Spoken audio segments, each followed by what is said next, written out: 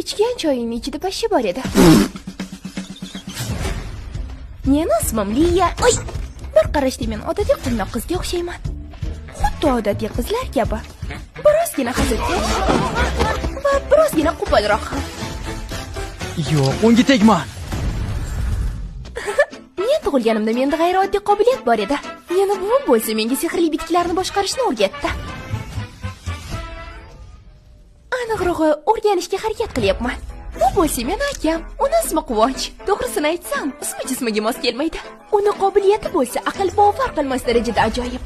Ammo u mendan noligan. Ilohlar, menga singlim bilan bo'ladigan kulfatlarga chidashimga yordam bering. O'zingiz sezganingizdek, u mendan farqli ravishda ancha jiddiyroq. Bilasanmi, men bundan hatto hayratlanmadim ham.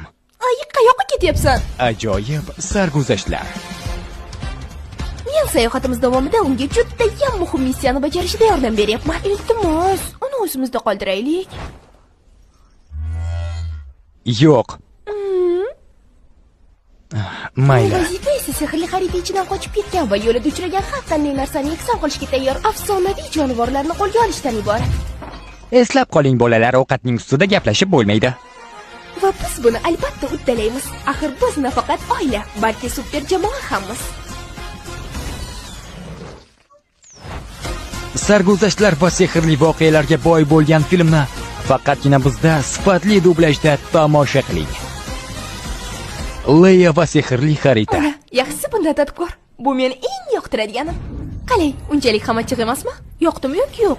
Aka, nega jimsan? Biror nima desang-chi? Leya! Tez kunda tomosha qiling.